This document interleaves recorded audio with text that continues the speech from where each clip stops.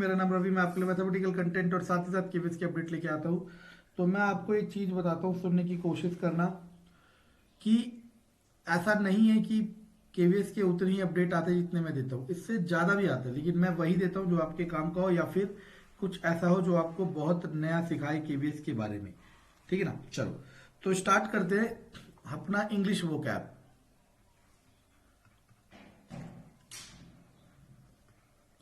Plus grammar. ठीक है, तो पहले वोकैब में देख लेते हैं कुछ वर्ड्स जो कि बहुत इंपॉर्टेंट है। ठीक है ना। अगला first word is elope, LELOP, elope. Elope elope का मतलब होता है शादी के लिए चुपके से भाग जाना। ठीक है ना। इसमें कोई भी सिचुएशन हो सकती है, लेकिन भाग रहे हैं चुपके से किसके लिए? शादी के लिए। शादी के लिए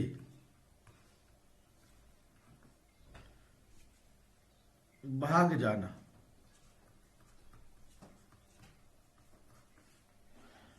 सेकंड वर्ड इज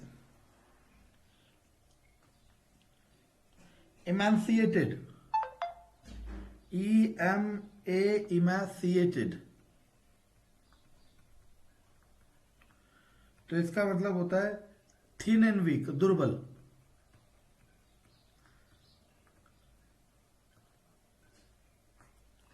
ठीक। आपने एक वर्ड सुना होगा फीबल, एक सुना होगा स्किन्ड पर्सन। दोनों का मीनिंग मुझे बताना है आपने, ठीक है ना।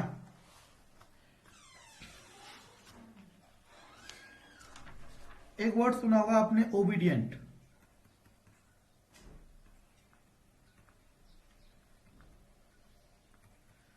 ओबीडियंट एक वर्ड सुना होगा। अब ये वर्ड जो ओबीडियंट है बहुत कॉमन हो चुका है। वैसे इसका मतलब होता है आज्ञाकारी, इसका मतलब होता है आज्ञाकारी, लेकिन ये बहुत बहुत बहुत कॉमन हो चुका है। अब ओबीडियंट की जगह रिप्लेस हो चुका है डोसाइल। इसका मतलब भी क्या होता है? आज्ञाकारी। समझ आ रहा है मैं क्या कह रहा हूं? ओके। आपने एक वर्ड पढ़ा था, मैंने ही पढ़ाया था, ऑप्टिमिस्ट, और एक पढ़ा था पैसिमिस्टिक। ऑप्टिमिस्टिक माता बताया था आशावादी, जो हर चीज में पॉजिटिविटी ढूंढ लेता है।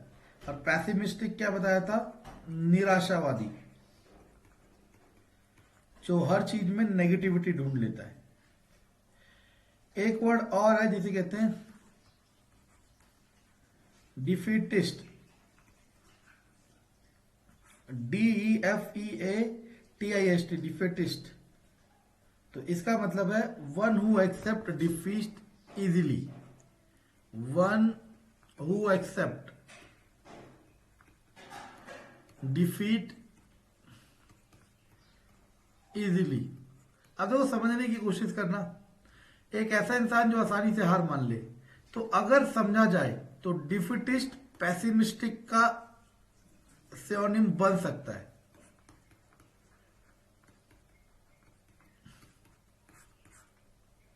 निराशावादी किसे कहते हैं? जो थोड़ी सी हार से निराश हो जाए। और आशावादी किसे कहते हैं? जो कितनी भी हार हो लेकिन निराश ना हो। समझ आ रहा मैं क्या कह रहा हूं? चलो,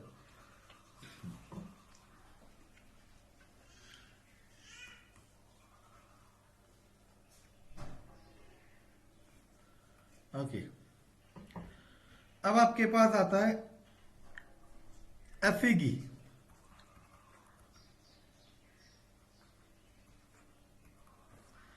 एफिगी का मतलब होता है पुतला, जिसे हम लोग आम भाषा में डमी कह देते हैं, लेकिन एफिगी मतलब होता है पुतला। एक और वर्ड आता है जिसका नाम है एडिफाई।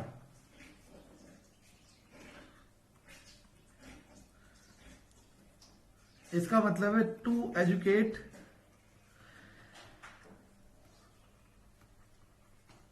मोरली और स्पिरिचुअली, SPI, स्पिरिचुअली,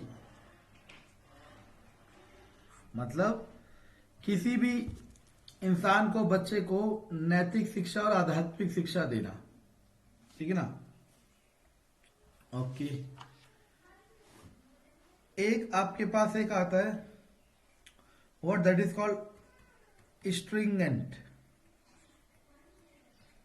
इसका मतलब होता है कठोर। हम इसे कह सकते हैं कठोर, तो इसका वैसे हिंदी मतलब निकाला गया, हिंदी कभी कभी गूगल से लिख के लिखते हैं लोग, स्ट्रिक्ट एंड डिमांडिंग। याद हो तो मैं पहले करा चुका था इसे। इसे हम सम शॉर्ट ऑफ जिद्दी भी कह सकते हैं, कि जिसने जिद कर ली कि मुझे ये चाहिए तो मुझे चाहिए, उसे भी स्ट्रिंगलेस भी कह सकते हैं। एक होता है रूथलेस।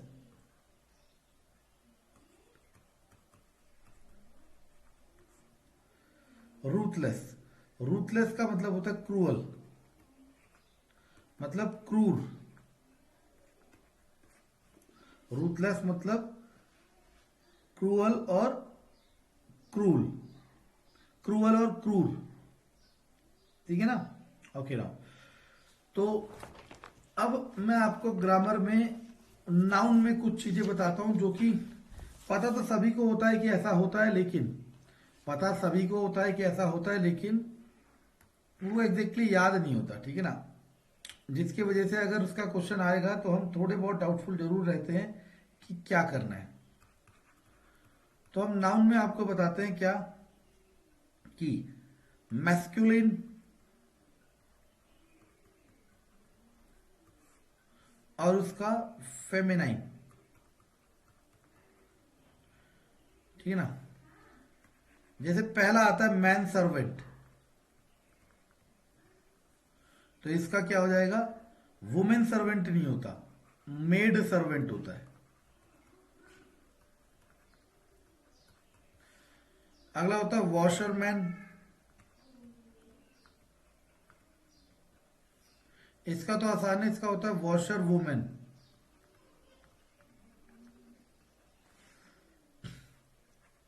एक होता है बक रैबिट,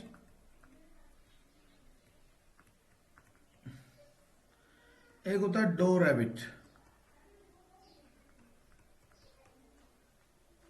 एक होता है ब्रदर इन लॉ, ये नहीं लिखता मैं, उसका होगा सिस्टर इन लॉ।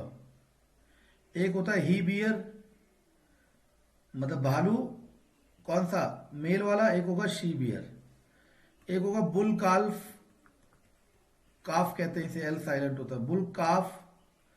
एक होगा काउ काफ, जब बच्चा होता है तो वो बैल भी हो सकता है, गाय भी हो सकता है ना।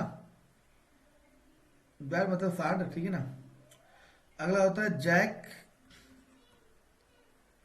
एस, इसका होता है जैनी।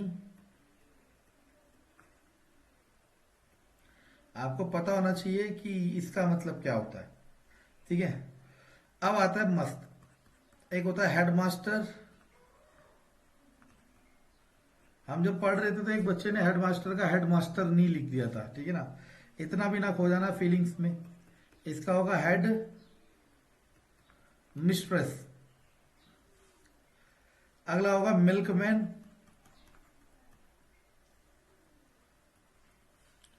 इसका होगा मिल्क मेड। मिल्क वुमेन तो बहुत भद्दा हो जाएगा, ठीक है ना। पीकॉक, पीकॉक तो पता है ना सबको, पीकॉक तो सबको पता है, ठीक है ना। पी हैन, ठीक है। और बाकी कॉक स्पैरो,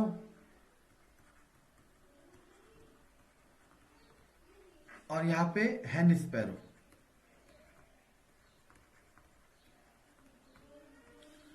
ऐसे बहुत सारे हैं, ऐसे बहुत सारे हैं, लेकिन सारे तो एक साथ करा नहीं सकते, वीडियो इतनी बड़ी हो जाएगी कि मेरे अलावा कोई देखेगा नहीं। लेकिन आपको धीरे धीरे हम सब कुछ बताएंगे, बस आपको करना क्या है, नोट्स में प्रिपेयर करके रखना है इन सबको, और फिर ये आपको बहुत हेल्प करेंगे, पता है तो भी हेल्प करेंगे, नहीं पता और आपने पता कर लिया तब भी हेल्प करेंगे, ठीक है ना। ओके राव, तो चलो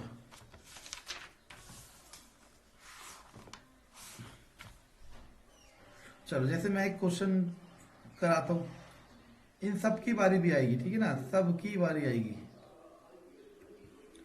जैसे एक क्वेश्चन है, all his S sister in loss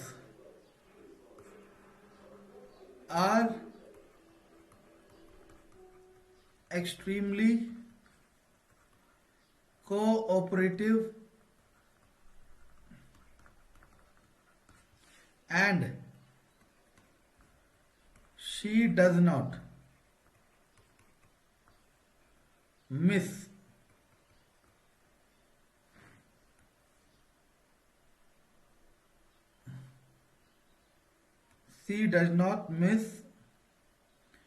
her real